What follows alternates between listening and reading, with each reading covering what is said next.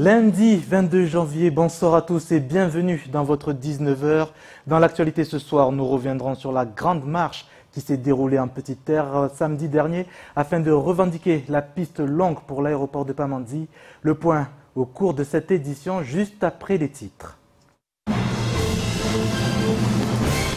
Suite à l'agression jeudi 11 janvier de 3 surveillants au sein de la prison de Vendin-le-Vieil, le personnel des centres pénitentiaires a engagé une mobilisation nationale.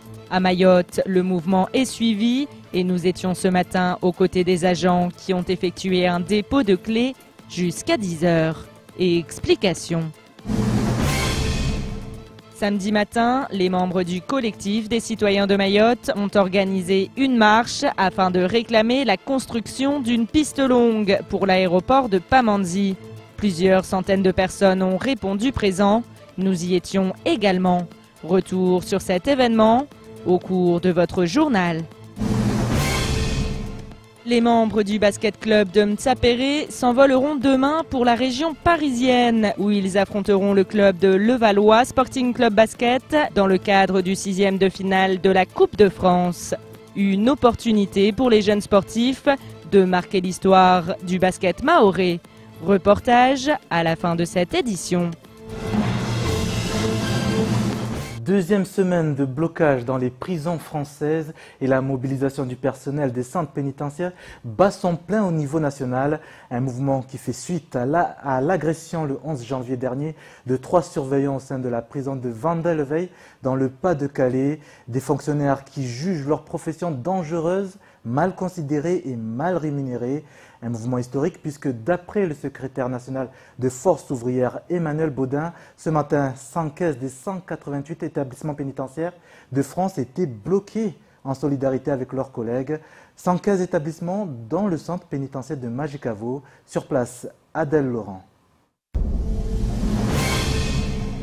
Ça sent le roussi du côté de la prison. Le personnel du centre pénitentiaire de Majicavo a effectué un dépôt de clés jusqu'à 10 h ce matin. Geste qui consiste pour les surveillants à ne pas prendre leur travail et à laisser le cas échéant les forces de l'ordre prendre le relais. Une mobilisation forte, symbole de leur solidarité avec leurs collègues métropolitains qui subissent, comme dans la majorité des centres pénitentiaires, dont celui de Mayotte, des violences au quotidien. Ça peut aussi arriver chez nous. Du coup, voilà, il fallait qu'on soit solidaire avec les collègues. La preuve, hier, on a eu un petit souci à l'intérieur qui prouve aussi que voilà, tout pouvait arriver aussi, quoi. On a un collègue qui a été bousculé parce qu'il a voulu faire appliquer un règlement et le détenu n'était pas d'accord. Donc aujourd'hui, si on a amené le mouvement jusqu'à 10 h, c'est aussi en réponse avec ce qui s'est passé hier. Il n'y a eu rien de très grave, mais ça aurait pu l'être aussi, quoi. Et un des problèmes majeurs pointés par le syndicat pénitentiaire Force ouvrière, le manque d'effectifs. En effet, à l'heure actuelle, la France compterait 28 000 surveillants pour près de 70 000 détenus dans 188 établissements. Et à Mayotte aussi, ce manque d'effectifs se fait sentir. Rien qu'à Mayotte, un petit établissement comme ça, vous avez des départs à la retraite qui ne sont pas remplacés. Vous avez des départs, des mutations qui ne sont pas remplacées. Donc du coup, si on était parti sur 150 agents, maintenant on se retrouve peut-être à 110 ou 120, pas plus, quoi. Pour disons plus de 300 détenus. Pour nous, c'est un effectif vraiment réduit et je dirais peut-être que c'est fait exprès pour justement économiser dans le budget de la justice, quoi. Et si le syndicat demande plus d'effectifs, les syndicalistes demandent également à être mieux armés pour faire face à ces violences. Qui dit sécurité dit moyen de défense. Mais dans toutes les prisons, il n'y a aucun moyen de défense. On a juste nommé une tête pour intervenir, c'est tout. Mais à part ça, il n'y a pas la sécurité, il n'y a pas le moyen nécessaire. On ne demande pas à avoir des armes en détention parce que ça, on le sait pertinemment que c'est interdit. On ne peut pas les avoir en détention. Mais au moins, quand il y a des interventions, nos supérieurs, nos gradés puissent venir avec le matériel qu'il faut pour pouvoir justement intervenir en toute sécurité. Et si les syndicalistes demandent la sécurité des établissements et des personnels, ils réclament également une revalorisation statutaire et indemnitaire. Samedi dernier, les syndicats nationaux de surveillants ont été reçus par des représentants du ministère de la Justice Mais ils ont rejeté les propositions du gouvernement, estimant qu'aucune réponse concrète aux revendications n'a été apportée. La garde des Sceaux, Nicole Belloubet, a quant à elle reçu les organisations syndicales aujourd'hui. Ça fait quand même des années que voilà, les surveillants subissent et qu'on en demande. On demande qu'on tienne en compte en fait nos revendications. Et plus ça va, plus ça s'empire. On espère que la ministre a pris conscience vraiment du malaise et qu'elle va se mettre vraiment pour faire des vraies propositions pour qu'on en finisse avec cette situation. Si cette rencontre n'aboutit à aucun accord, les blocages des institutions devraient se poursuivre. L'affaire est donc à suivre de près. Direction Kaouini à présent, où des affrontements ont lieu dans la matinée entre les jeunes du quartier de Bandrajou et de Kahani, un possible règlement de compte en réponse au phénomène de violence aux abords de l'établissement du lycée polyvalent de Kahani. Les forces de l'ordre ont dû intervenir et ont essuyé notamment des jets de projectiles. Les explications du capitaine Thor, adjoint au commandant des unités de voie publique, au micro d'Adèle Laurent. Donc il y a eu de très nombreux caillassages qui nous ont obligés à amener beaucoup d'effectifs. Donc nous sommes intervenus à l'intérieur. On a essuyé de nombreux jets de projectiles. On a donc dû faire usage de nos armes intermédiaires telles les lanceurs de balles de défense ou les cougars avec gaz lacrymogène. Ce qui a eu pour effet de disperser la foule mais qui revenait assez rapidement. Et c'est avec l'aide de la population locale et à l'appel de la mosquée, conjointement avec notre intervention, que nous avons pu remettre le secteur au calme. En ce moment, malheureusement, on essuie assez souvent des problèmes de caillassage. Ils sont à Mgambani, ils sont ici à Bandrajou, il y en a à Cavani, à Mtsapere. Bon, on réagit au coup par coup, il y a des tensions dont on ne connaît pas nécessairement la source.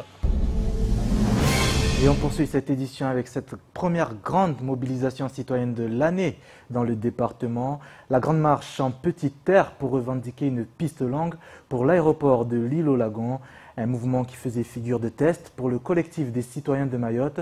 Décollage plutôt timide ce samedi dernier avec 350 personnes mobilisées d'après les forces de police et plus de 800 manifestants pour le collectif. Le récit de cette matinée avec Pierre Bellucci sur les images d'Abbas Alidi et Leslie Vimenet. Oui à la piste longue, non au bac à sable à la con. Les banderoles choc étaient au rendez-vous ce samedi pour la grande marche visant à réclamer une piste longue à Mayotte. Parmi les manifestants, des personnalités politiques, des élus, des citoyens lambda, mais aussi des syndicalistes. Ce que je défends ici, ce n'est que des travailleurs.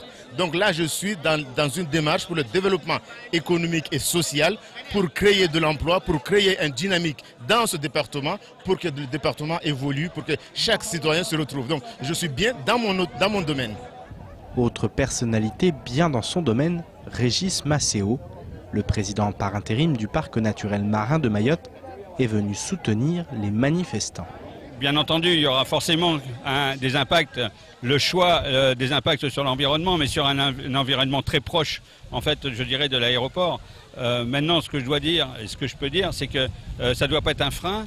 On développe également et on protège tout le long de, je dirais, de la zone naturelle qu'est l'espace lagon. Parce que le parc marin, c'est aussi toute sa zone économique exclusive, donc pour l'espace lagon. Et puis, j'ai envie de dire qu'en cherchant la bonne solution et l'harmonisation entre la vie de la biodiversité environnementale à l'approche de l'aéroport et le bien-être des citoyens mahorais sur l'aéroport et pour les voyages et pour le développement de Mayotte, c'est des enjeux aussi qu'il faut mettre en avant pour Mayotte. Des enjeux importants qui se doivent d'être défendus au sein des plus hautes sphères de l'État par les élus du département. Je fais appel à mon faible niveau, à mes collègues parlementaires, de faire le nécessaire au niveau du gouvernement pour que le gouvernement accepte d'ouvrir ce dossier et réaliser enfin cette piste longue nécessaire au développement de Mayotte. Une nécessité défendue corps et âme par de nombreux citoyens ayant pris part à cette marche. Car à l'inverse de Notre-Dame-des-Landes, une grande majorité de Mahorais réclament cette piste longue. Ça fait longtemps que nous demandons cette piste longue. En métropole, aujourd'hui, nous avons des villages ou des villes qui n'en veulent pas de ces aéroports. Nous, à Mayotte, nous en voulons parce que c'est nécessaire pour le développement de Mayotte. À l'ère où la mondialisation se tend à aller vite, donc Mayotte aussi veut aller vite pour être au même pied d'égalité que tous les autres. Léo, ma mère Yababo, ma sénateur Wababo, ma députée Wabo, Nawari Saïdé wa Saïdé da wana. Manarashuka banu leo unutungu wana watu unutungu dere banarashuka banu leo rakwesha ribonyese isirikali bole utungu watu basi na hikaka kia au kao na bana bakula avyo kabwa basabani bana na hikaka ona biga masana muyanda arega hakizato aja wasiri suba ya sukio sukutoza bana avi risulala parba pisti. La détermination affichée en dit long sur le bras de fer qui s'annonce. À l'issue des assises des Outre-mer, Annick Girardin va s'exprimer sur le sujet. Mais nul doute que d'ici là, d'autres manifestations d'envergure verront le jour. Bonsoir Pierre Bellucci. Bonsoir Sonny, bonsoir à tous. Depuis ce lundi, le département est soumis à un exercice cyclonique pour 3 jours. Bilan de cette première journée. Oui, alors il faut le rappeler, surtout le redire, c'est un exercice cyclonique. Effectivement, c'est important, il faut se préparer à toute éventualité. Et dans ce cadre, donc, les services de l'État ont lancé un exercice depuis ce matin. Plus d'une trentaine de structures y prennent part. On pense au CHM, à EDM, à la SMAE, au vice-rectorat bien entendu. Voilà, tous ces services sont concernés avec des joueurs qui prennent part à l'exercice. Bien entendu, tout le monde ne peut pas être mobilisé. Mais en tout cas, voilà, il y a une poignée de personnes qui prennent part. Il y a 2 équipes, une équipe d'observateurs, une équipe d'animateurs au sein de la préfecture qui gère cet exercice cyclonique. Alors le scénario il est assez simple, on a un cyclone qui s'appelle un système dépressionnaire qui s'appelle Mouali qui s'est formé à peu près à 600 km de Mayotte, au nord-est de Mayotte, et voilà, il s'apprête à nous frapper ou en tout cas à nous frôler sous 3 jours. Avec notamment une alerte cyclonique, probablement alerte rouge à suivre, hein, puisque de toute façon le scénario évolue au fur et à mesure des heures. Alerte rouge mercredi matin. Voilà, donc ce qui est intéressant dans cet exercice, c'est que on voit finalement comment on s'organise dans ces cas-là. On sait que nous, les médias, nous avons un grand rôle à jouer, mais aussi au sein des institutions, au sein des organismes, il faut vraiment qu'il y ait une coordination parfaite pour que on prévienne les risques et qu'on évite un maximum les drames. Donc voilà, après on va rentrer un peu dans le détail de comment ça se passe, parce que c'est aussi ça qui est important. Prochaine étape, justement, quelles seront les étapes ? Oui, justement, dans les étapes, c'est vraiment la communication. Donc, qu'est-ce qu'il faut faire ? Et ce qui est intéressant aussi, c'est qu'on voit dans ce genre de situation, par exemple, il faut tailler les arbres. C'est vrai que c'est des choses auxquelles on ne pense pas forcément. Et là, lorsque un cyclone va nous frapper, il faut tailler les arbres. Il faut faire attention au caniveau, les nettoyer, car forcément, il va y avoir des inondations. Il faut s'éloigner aussi du bord de mer. Et voilà, il y a des précautions à prendre. Suivre forcément les bulletins de météo. Il faut aussi vérifier les toitures, les fermetures des locaux, constituer une réserve d'eau potable, ça va de soi aussi, réserve d'eau potable. Et puis au fur et à mesure de la journée, ça a évolué, se ravitailler par exemple, vous voyez, dans l'après-midi, par rapport au bulletin météorologique, la préfecture a communiqué en expliquant qu'à ce stade, le préfet de Mayotte recommande de se ravitailler en conserve, en eau, en bouteille de manière raisonnable, d'éviter de saturer aussi les lignes téléphoniques des services publics. On sait que avec un épisode comme celui-là, on peut avoir des coupures. On peut très bien se retrouver coupés les uns des autres, mais aussi coupés du monde. Donc voilà, donc éviter de saturer. C'est panique qui suit derrière. Tout à fait, et ça aussi c'est important. La préfecture informe, tient à rappeler que il faut se maintenir dans un climat serein et il ne faut pas s'affoler, il ne faut pas paniquer, parce que c'est aussi très important dans ce genre de cas extrêmes, de catastrophes naturelles. Se tenir informé, bien entendu, par le biais notamment des radios, et puis les numéros de téléphone utiles. On pense au SAMU, le 15, les pompiers, le 18, la police, la gendarmerie, le 17. Suivre aussi Twitter, les réseaux sociaux sont très importants aujourd'hui, on le sait, le Twitter de la préfecture. Donc voilà, ça ce sont les recommandations. Et puis en fin de journée, l'exercice suit son cours, ça a évolué, le scénario évolue, et effectivement, étant donné la situation météorologique, les écoles élémentaires du secondaire, le CEFR, seront fermées demain dans le cadre de l'exercice, bien entendu. Également recommandé aux pêcheurs et plaisanciers de ne pas sortir en mer et tous ceux qui sont en mer de revenir immédiatement parce que on commence effectivement à ressentir les premiers effets du cyclone Mouali et puis ces recommandations bien entendu de la préfecture qui sont sans cesse et puis aussi ces liens permanents. On sait que par exemple les journalistes peuvent avoir une salle, notamment nos collègues de France Télévisions, une salle au sein de la préfecture pour travailler. Voilà, donc il y a toutes ces choses, c'est un exercice qu'on va suivre qui est important. C'est important de se préparer, c'est important que nous aussi, les médias, nous soyons prêts à communiquer et informer tout le monde. Donc voilà, on va suivre, on va faire un point aussi demain pour voir un peu l'évolution, le scénario, comment ça se passe. Donc, et demain, a priori, on monte d'un cran. Effectivement, on monte d'un cran avec un pic prévu mercredi matin, où là, l'île sera frappée de plein feu, ou en tout cas vraiment très très proche. Le cyclone sera à quelques kilomètres de Mayotte. Merci Pierre pour toutes ces informations concernant l'exercice cyclonique qui a débuté ce lundi. Fin de cet exercice mercredi 19h16 sur Kosi TV. Merci d'être avec nous. À présent, état des lieux du reste de l'actualité locale de ce lundi 22 janvier dans les brèves de Leslie Vimenet. Depuis des mois, les policiers ne cessent de dénoncer les violences qu'ils subissent quotidiennement. Caillassage, agressions, insultes. À Mayotte, certains ne possèdent aucun respect pour l'uniforme et n'hésitent pas à prendre pour cible les fonctionnaires. Samedi à Combani, la police aux frontières en a une nouvelle fois fait l'amère expérience. Alors qu'une opération était menée dans le secteur, les choses ont mal tourné lorsque les policiers de la PAF ont voulu contrôler le conducteur d'une voiture. Ce dernier n'a pas obtempéré et en a même forcé le barrage en fonçant droit sur des policiers bloqués entre des véhicules.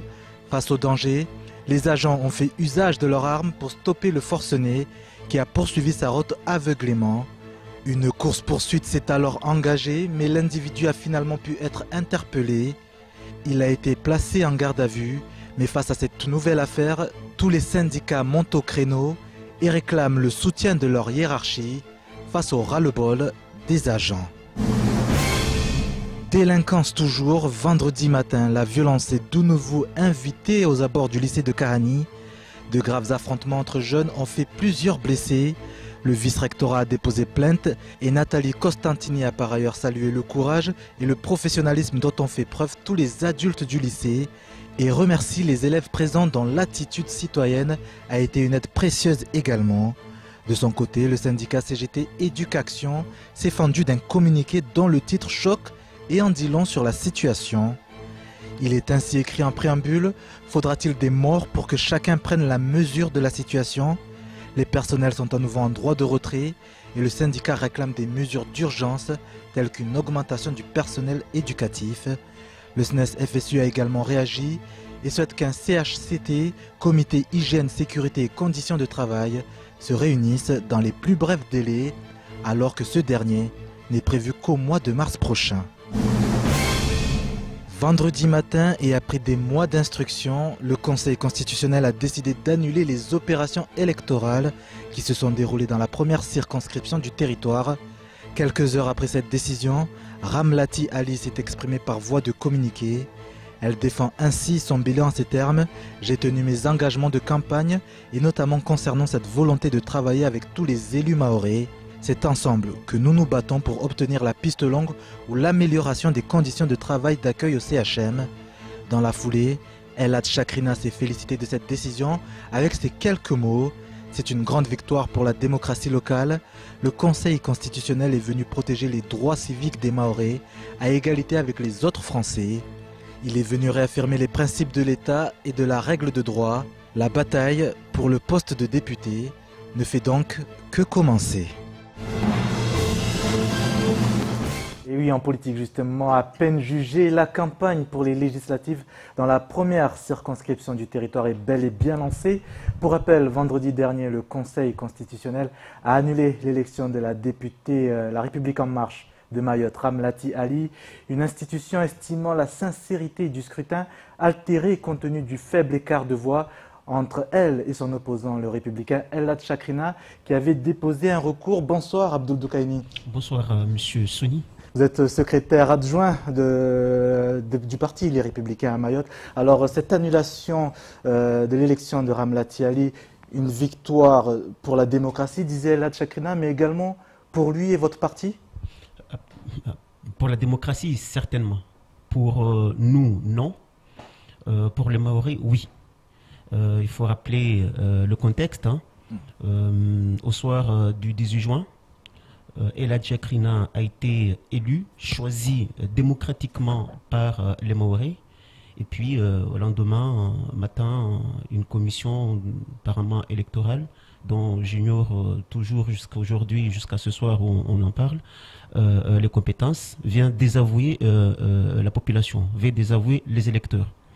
Donc naturellement, avec des faits beaucoup plus graves qui ont été reprochés, Elhadj Chakrina est parti déterminé, vraiment convaincu, sûr de lui, et dire que voilà, il faut absolument que les Maoris soient, la vérité éclate, donc soit connue. Aujourd'hui, les compteurs sont remis à zéro. Est-ce que le parti Les Républicains, c'est clair, seront réunis autour de la candidature d'Elhadj Chakrina? Elhadj Chakrina est le candidat, j'allais dire, légitime. Parce que c'est lui qui a été investi pour ces élections des 11 et 18 juin. Maintenant, tous les candidats vont repartir sur la même ligne de départ, avec les mêmes avantages, les mêmes inconvénients. Le parti, sans doute, sera autour d'Elhadj Chakrina pour faire en sorte qu'il remporte ces élections. On va réunir très rapidement, si ce n'est peut-être demain ou après-demain, mercredi, le bureau politique, notre bureau politique, pour décider des actions en termes d'actions de campagne, je parle, à mettre en place sur le terrain pour que ces élections qui vont arriver très prochainement soient remportées, gagnées par Elhadj Chakrina. Quelle est votre crainte durant cette campagne? C'est que plusieurs candidats se présentent? Candidats, c'est-à-dire lesquels d'Elhadj Chakrina et Ramlati Ali, bien évidemment. On parle de Daniel Zaidani notamment, pourquoi pas Bakar Ali Bhotto? Aucune crainte particulière, nous sommes dans la démocratie. Le mérite revient à Elhadj Chakrina, je le répète, pour avoir fait en sorte à ce que la démocratie triomphe. Maintenant, s'il y a des candidats qui veulent se manifester, libre à eux. D'ailleurs, j'encourage à ce que chacun, toute personne s'estimant capable, de briguer ce mandat, cette fonction, qu'il se représente ou qu'elle se représente. Parce que c'est la vitalité quand même de la démocratie qui est en jeu. C'est la démocratie même qui est en jeu. Donc, à mon sens, il faudrait des candidats, beaucoup de candidats, pour que la démocratie puisse également s'exprimer davantage. Alors, élection prévue d'ici 3 mois, on parle du mois de mars notamment. Est-ce que le timing est suffisant pour réaliser cette campagne? Vous savez, c'est une toute autre élection qui va commencer, parce qu'il ne va y avoir que cette élection-là. Au mois de juin, c'était les 2 circos qui étaient concernés. Maintenant, c'est qu'une circo, la circo 1. Donc, forcément, ça va être une bataille très rude. Il faut être costaud moralement, il faut être costaud psychologiquement, il faudrait aller sur le terrain. Donc, nous sommes prêts. Nous allons à travers cette campagne démontrer que Elhadj Chakrina, c'est le candidat qui a été choisi, voulu par les Maoris. Pourquoi? Parce qu'ils estiment, ils pensent, ils sont profondément convaincus qu'en la personne d'Elhadj Chakrina, ils vont avoir le candidat, enfin le député compétent. Donc vous considérez que c'est une élection gagnée d'avance, quoi? Absolument, absolument. Ce n'est pas ce que je dis. Ce n'est pas ce que j'ai dit. Ce n'est pas ce que j'ai dit. Je dis tout simplement ce que les Maoris veulent être rétablis dans leurs droits. Donc à travers cela, nous allons engager des actions sur le terrain, de campagne, je pense, je le dis, de campagne sur le terrain, faire en sorte à ce que Elhadj Chakrina puisse être le député de la Circo 1 au soir du second tour ou du premier tour. On ne sait jamais. S'il n'y en a que 2, on verra. S'il y en a plusieurs, peut-être que ça sera au sort du second tour. Alors, Abdoul Doukaini, j'ai envie de vous poser pourtant la question. On a vu que la campagne est bel et bien lancée. Elhadj Chakrina était l'invité de la matinale de Kwezi. Aujourd'hui, le candidat parle aujourd'hui qu'il faudra faire le choix entre des voleurs et ceux qui travaillent réellement pour l'intérêt de Mayotte, que les premiers mois de Ramlati Ali au Palais Bourbon, c'est tromperie, enfumage, ou que certains parlementaires ne sont pas pris au sérieux? Je suppose qu'ils pensent à Ramlati Ali. Est-ce que c'est vraiment ce que les Mahorais attendent de cette campagne? Ce dont je suis sûr, c'est que El Hadji Krina serait un très bon candidat, un très bon député. Ce dont je suis sûr, c'est que El Hadji Krina a les compétences et les qualités requises pour exercer cette fonction. Ce dont je suis sûr, c'est que les Mahorais veulent tourner la page des querelles entre personnes. Que maintenant, c'est et maintenant non. Oui, non, la page des querelles entre personnes. Tourner la page naturellement. Je suis entièrement d'accord ce que vous dites et c'est ce que je dis. C'est ce que je dis. Mais El Hadji Krina n'était pas venu sur vos plateaux pour comment dire, pour quereller ou pour attaquer Ramlati. Je ne le pense pas du tout. Il a tout simplement dit que la démocratie est sortie vainqueur de cette comment dire de cette élection et que les Mahorais maintenant ont été rétablis dans leurs droits. Exactement. Donc je pense que dans cette élection qui va arriver très bientôt, les Mahorais vont pouvoir maintenant choisir, dire qui ils veulent réellement pour aller le représenter à l'Assemblée nationale. Je rappelle tout de même que les enjeux sont nombreux. Le contexte aujourd'hui, la piste longue. Justement, j'allais en parler. Voilà. Est-ce que ce sera le gros dossier de cette campagne? Il n'y a pas que cela. Il n'y a pas que ça. La sécurité. Tout à l'heure, là, dans vos images, vous venez de montrer un délinquant, qui a, comment dire, foncé sur les policiers. C'est inadmissible dans la République. C'est inadmissible dans un pays démocratique. Je pense que et puis l'effet de délinquance, d'insécurité, c'est tous les jours, c'est tous les matins, c'est tous les soirs. Quasiment, comment dire, sont des faits qui reviennent à répétition. Eh bien, écoutez, la population en a marre. La population en a assez. Donc maintenant, il faudrait avoir quelqu'un qui a les épaules assez costauds, quelqu'un qui pourra affronter ces sujets-là, affronter la réalité et dire aux Mahorais, voilà, je suis votre homme. Je dirais également, il y a les questions liées à l'immigration clandestine. C'est tous les matins, c'est tous les soirs. De la même manière que le sujet lié à l'insécurité. Écoutez, les Mahorais sont exaspérés. Les Mahorais n'en peuvent plus. Donc, je pense qu'il faudrait qu'ils fassent le bon choix. Et ce choix-là doit porter sur la personne de El Hadji Krina pour qu'enfin Mayotte puisse se développer. Merci Abdoul Doukaini, secrétaire adjoint du parti Les Républicains 976, d'être venu réagir sur notre plateau. Du sport pour terminer cette édition avec du basketball et le basket club de Ntsapéré a une marche de marquer l'histoire de la discipline locale. Après avoir balayé comme une tornade les Réunionnais de Saint-Pierre, les Rouges auront cette fois-ci fort à faire ce dimanche prochain face aux semi-pro de Levallois dans le cadre des 16e de finale de la Coupe de France. Mais comme on a pour habitude de le dire ou entendre, impossible n'est pas Ntsapérois. Reportage. Le basket club de Ntsapéré en route vers l'exploit. À moins d'une semaine du jour J, les Ntsapérois s'entraînent dur malgré les conditions de préparation difficiles. Mais coach Dinou et son groupe veulent croire cette année en la bonne étoile. On y va pour pouvoir gagner.